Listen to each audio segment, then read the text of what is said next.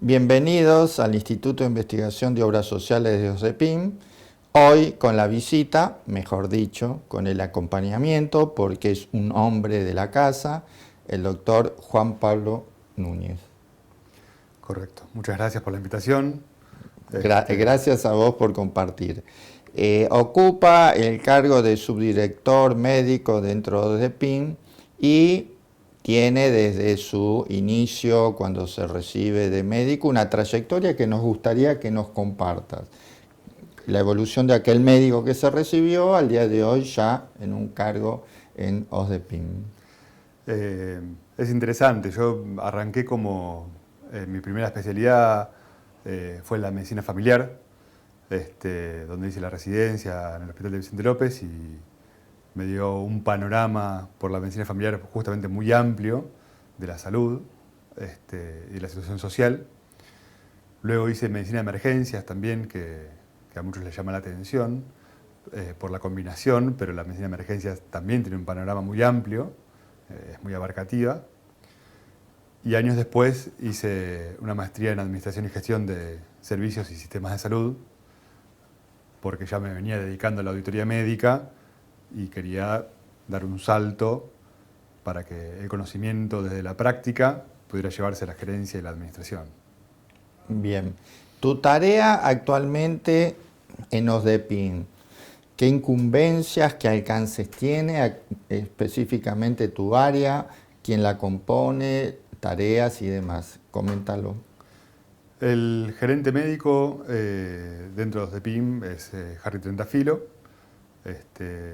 Harry es la cabeza del equipo y lo acompañamos con Eduardo de los Ríos y yo subdividiéndonos las tareas, Eduardo más en la parte de estadística, números, sistemas y demás, y yo más de la parte médico-científica, viendo la incorporación de prestaciones, los programas de pacientes, el seguimiento de casos, los casos complejos, la evolución de la incorporación de tecnología médica y la resolución de conflictos que a veces discrepancias que hay con los profesionales y con los pacientes.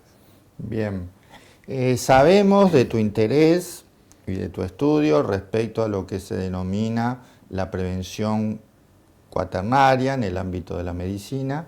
¿Cómo llegaste a eso y si podrías dar una presentación? Es muy interesante. Yo cuando me formé como médico inicialmente, la medicina familiar es la madre, digamos, o está relacionada con la atención primaria de la salud.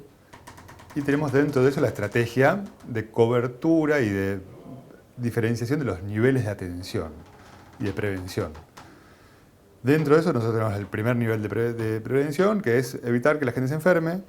Es traducido en la administración y la gestión, es los programas de preventivo, por ejemplo, para el cáncer de mama, para el rastreo temprano, para estas cuestiones.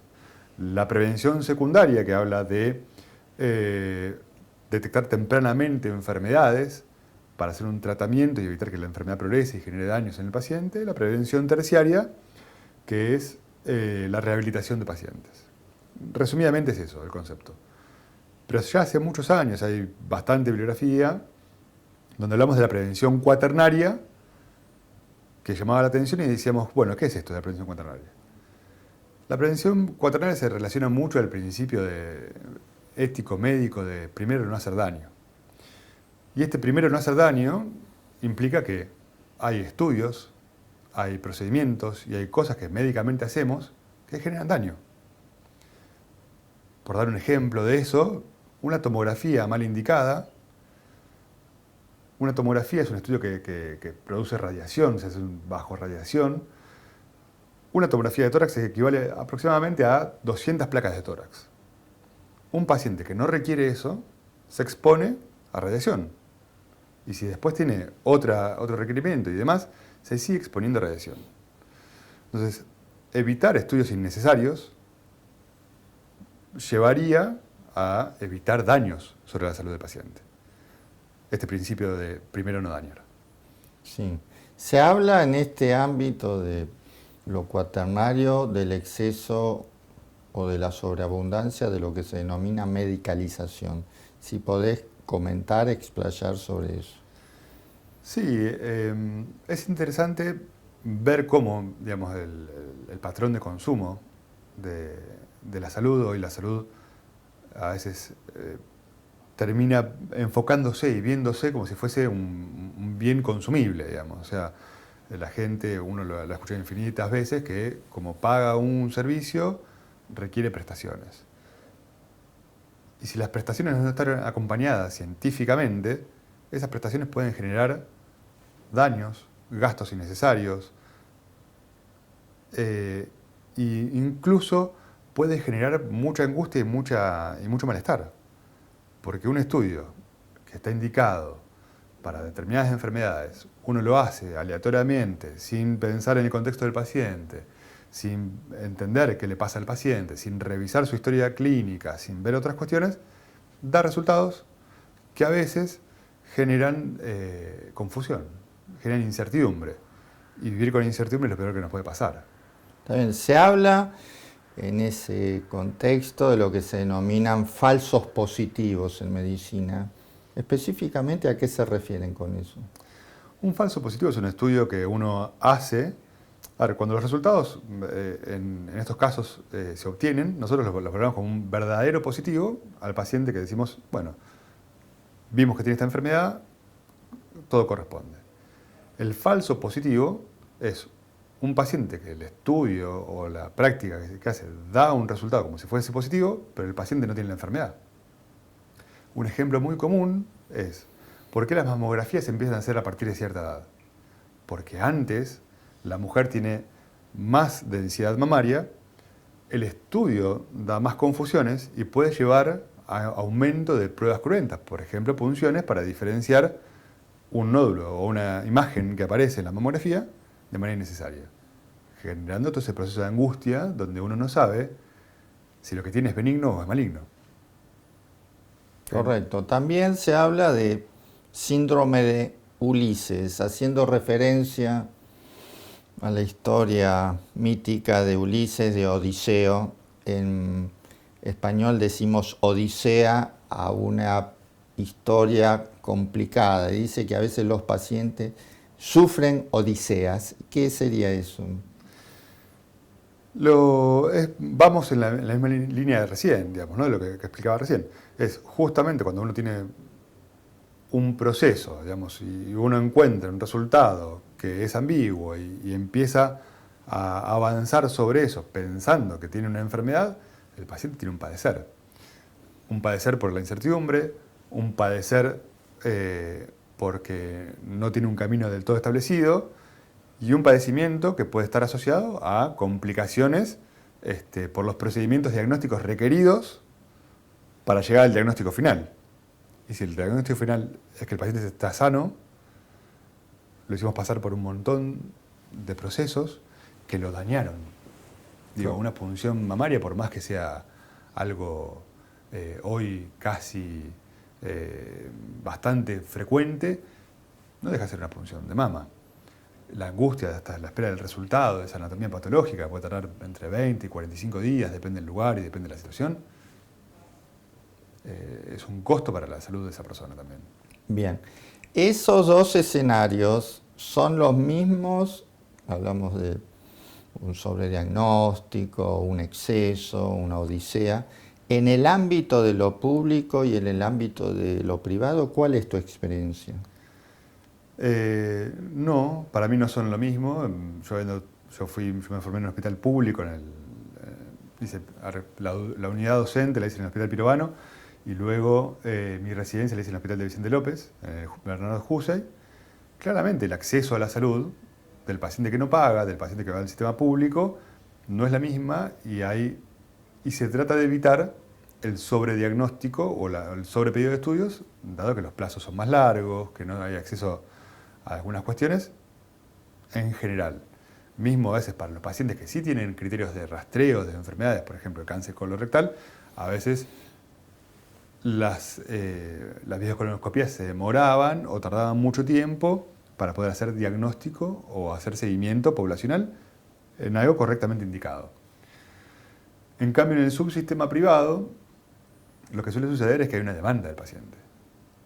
Si yo pago por este ¿Cómo servicio... es eso? Hay una demanda del paciente. Estamos hablando de atención médica. ¿Qué significaría hay una demanda del paciente? El paciente que está informado o que tiene acceso a medios de información, a veces sin tener de todo el criterio médico, dice, sale publicado, hay un test diagnóstico para tal cosa, bueno, yo pago por el servicio, quiero el test diagnóstico, que se me haga ese test diagnóstico. Y ese test diagnóstico no es a veces el indicado para ese paciente. Es muy común que la gente se vaya muy contenta cuanto más completa se va la grilla de laboratorio pedida o la indicación de fármacos realizadas al paciente y no se trabajó correctamente en la prevención, en las pautas de alimentación, en el cuidado de la actividad física. Entonces, le creemos más a las recetas, a los estudios por imágenes y eso que al buen control clínico del paciente. Y siendo médico, tu criterio al respecto sería esa responsabilidad del paciente que pide, que demanda, usando tu expresión, o del médico que prescribe. ¿Puede darse la posibilidad que el médico dijera no, no le hace falta, etcétera? ¿O eso es poco probable que ocurra? En el ámbito público quedó claro que es difícil que ocurra, pero en el ámbito privado, que haya una negativa del médico en las prescripciones de esta planilla que decís vos, tan completa o tan amplia. Puede suceder, depende mucho de la formación y de los tiempos médicos, ¿no? O sea, a veces el médico que es el prescriptor tiene una demanda, una sobredemanda y una exigencia y tratar de explicarle al paciente a veces es complejo. Yo recuerdo, yo trabajé muchos años en CEMIC y teníamos una metodología de desprescripción de antibióticos para la faringitis, digamos. ¿Cómo ¿no? es eso? Claro, nosotros teníamos pacientes que venían por odinofagia, dolor de garganta, y rápidamente lo que querían era un antibiótico para el dolor de garganta. Y nosotros trabajábamos en, si tiene criterios para antibióticos, se lo vamos a dar, pero si no tiene, le vamos a explicar que no y por qué no le vamos a dar antibióticos. Eso en una guardia, digamos, cuando uno tiene pocos pacientes es algo aplicable y lo puede expresar y explicar a los pacientes, y en otros lugares no. En otros momentos no es posible, digamos, cuando uno tiene fila de pacientes afuera, demanda, yo quiero el antibiótico igual, pago por esto. La reacción no es la misma. ¿Y la respuesta del profesional? ¿Qué ocurriría si se niega o si desde en este caso una obra social o una medicina prepaga, le dijeran que considere límites respecto de eso o no existe ese criterio? En el caso puntual que hablábamos recién, uno no trata de no ejercer límites, digamos, porque es muy al caso en caso y en la evaluación del paciente. Sí, lo que hay una cuestión lógica desde las obras sociales y prepagas y más es controlar que lo que se indica esté correctamente indicado. Tiene que ver con un criterio médico siempre, digamos, muchas veces está el concepto popular donde las obras sociales supuestamente estamos para ahorrar o evitar un gasto, y en realidad lo que vemos nosotros, como explicaba recién con las tomografías, es evitar un daño por radiación. Que el paciente no lo sabe, no tiene por qué saberlo porque no es profesional de la salud. Pero el profesional sí debería saberlo. Podría saberlo, pero a veces en el subsistema en el que estamos, el profesional sabe que le indicó una tomografía, pero no sabe quién más y cuántas le indicaron. ¿Cómo se solucionaría ese no sabe quién más le pudo haber indicado, si es que existe la herramienta?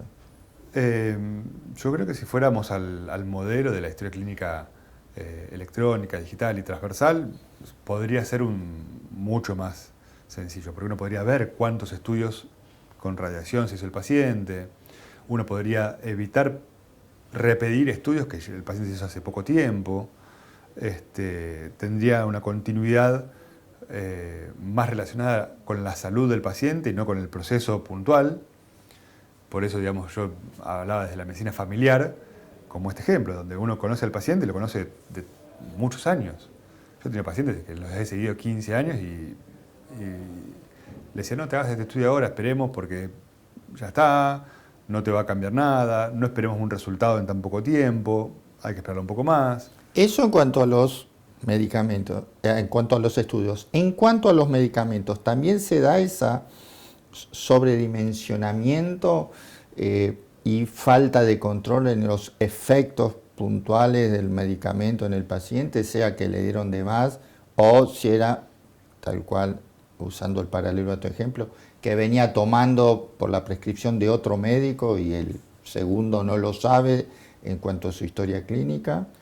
Por supuesto, ahí es otro gran ejemplo, digamos. Lo vemos mucho con la población mayor, con los adultos mayores que tienen la polifarmacia, donde nadie se atreve a bajar un medicamento. Y eso es porque no tiene un médico de cabecera que ordene su tratamiento global. Su tratamiento está más indicado a la patología que consulta.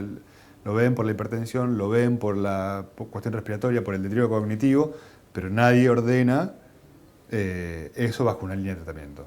Así lo mismo puede suceder con pacientes que reciban durante el año, por diferentes patologías que han tenido, diferentes dosis de corticoides y que han en insuficiencia suprarrenal asociada a que no tuvo continuidad en el seguimiento de su esquema de tratamiento general.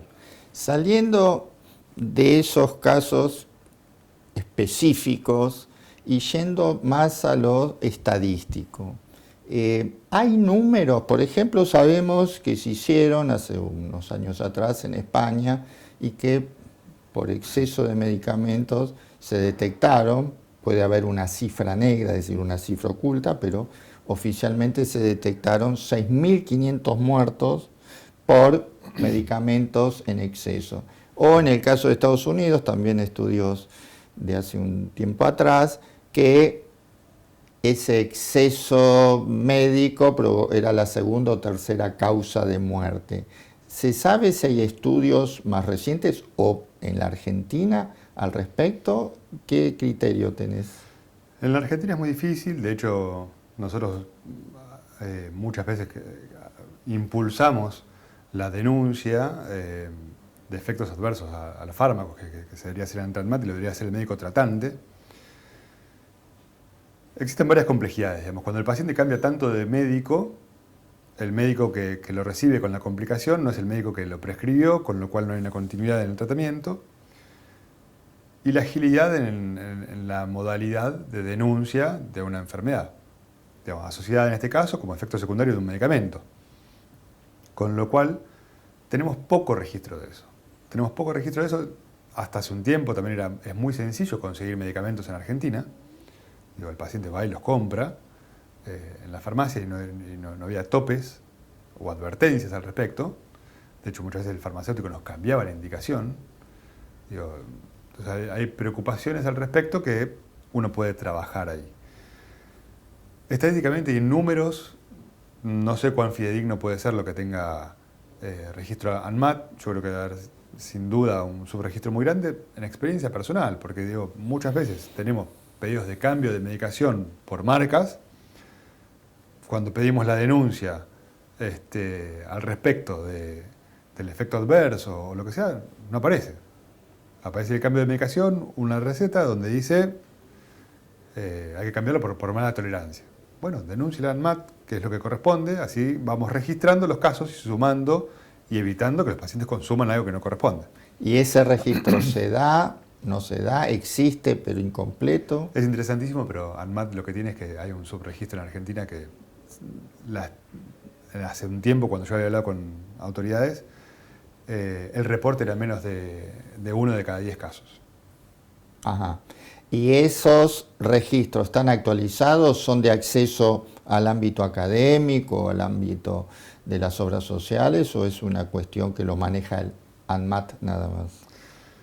Todos los documentos de ANMAT son públicos y eso, cuando llega a cierta cantidad de casos y demás, ellos incluso pueden poner advertencias o sugerir advertencias sobre el prospecto del medicamento y tomar intervenciones al respecto.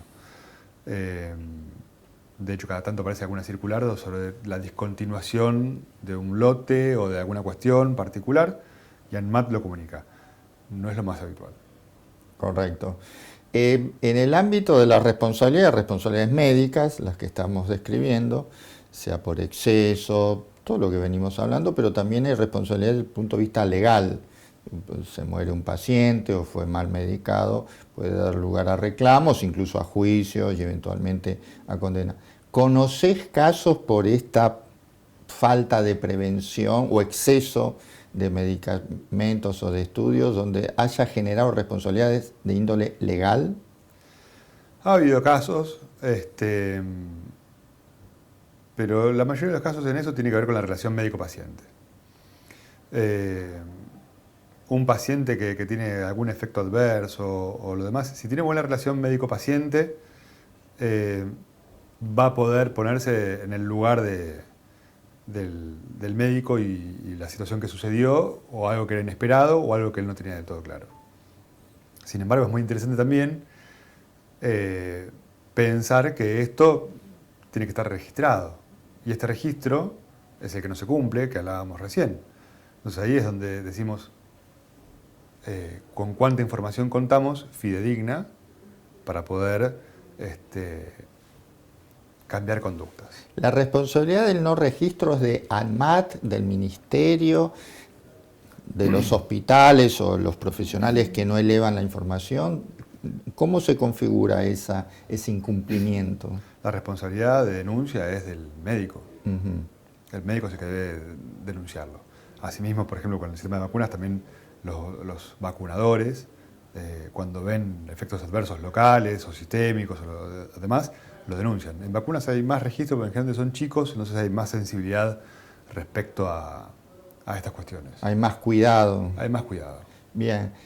Cambiando la perspectiva, decimos que hay algún exceso. En los informes a veces se estudia que ese exceso a su vez provoca defecto, recursos, servicios médicos, turnos o lo que fuere, en población que no acceden a lo mínimo y hay otros que reciben más de lo que necesitaría. ¿Cuál es tu opinión sobre ese punto? Justamente, digamos, en este país, digamos, la fragmentación y lo dificultoso del sistema de salud hace que en algunos lugares el paciente acceda con cierta o relativa facilidad a estudios innecesarios, y en otro lugar que el paciente no acceda a estudios necesarios.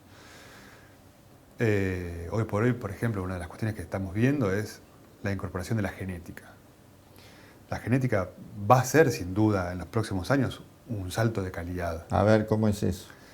Y conociendo la genética de la enfermedad y teniendo terapias relacionadas a la genética, esto va a estar disponible, esto va a generar un impacto en la salud de pacientes que probablemente pensemos que se van a curar de enfermedades que hoy son incurables.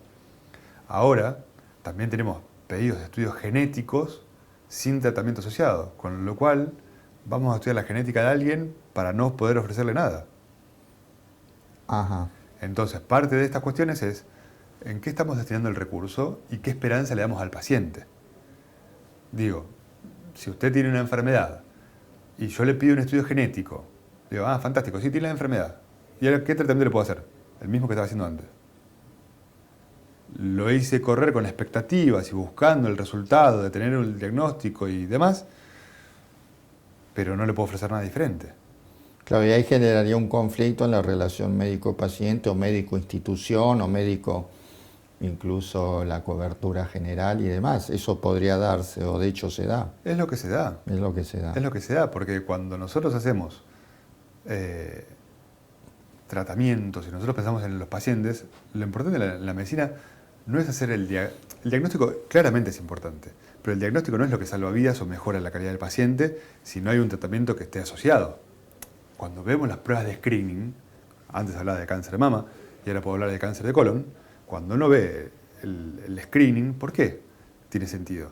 Porque si uno encuentra un pólipo en un paciente en el screening, le saca el pólipo y lo curó de un cáncer de colon.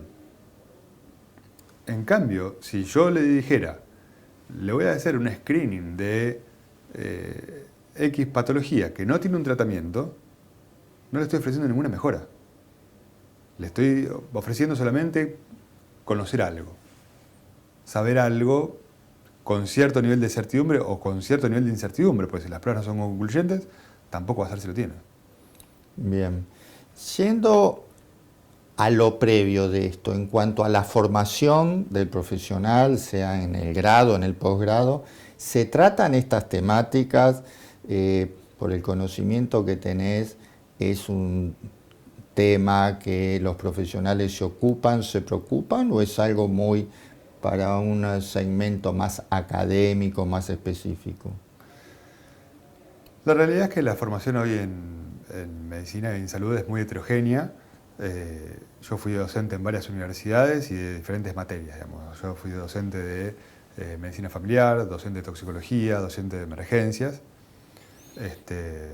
tanto por la UCES, por la USAL, por CEMIC y práctica clínica. También trabajé en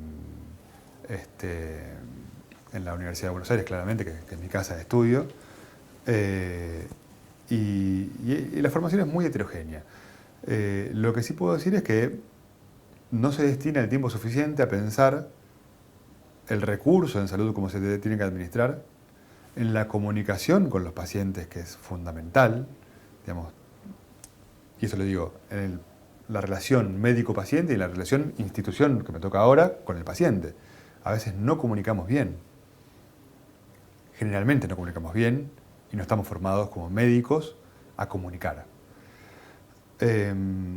Y lo otro es pensar a las claras, digamos, hacia adelante y hacia el futuro, en que los costos en salud van a seguir subiendo y que el recurso es limitado, con lo cual hay que poder elegir muy bien poblacionalmente y en un sistema de seguridad social, que yo siempre hablo que es un sistema solidario, que lo que le damos a uno se lo sacamos a otro, que lo que se use de manera a conciencia y con indicaciones claras. Bien, agradeciéndote, y ya para cerrar, la última pregunta, que la llamamos como preguntas de PIM, sería: imaginemos la ficción de estás con la lámpara y el mago adentro y le podés frotar y podés tomar las decisiones o la decisión que te parece la ideal, sin límites, la ideal, para solucionar este panorama o encauzarlo en todo caso, si no fuera un problema, y encontrarle una solución o lo que sería más próximo a una solución. ¿Cuál sería esa decisión? Yo creo que la decisión fundamental es una decisión macro, donde se pueda trabajar, como lo venimos haciendo en el instituto, con el concepto de campo de la salud, y que todos los actores participen, se alineen y acuerden para poder hacer todo en el sentido de la salud de la gente y no de otros intereses parciales y segmentados. Bien, muchísimas gracias, doctor Juan Pablo Núñez, un experto que se explayó sobre este tema de tanta importancia. Muchas gracias. Gracias, Daniel.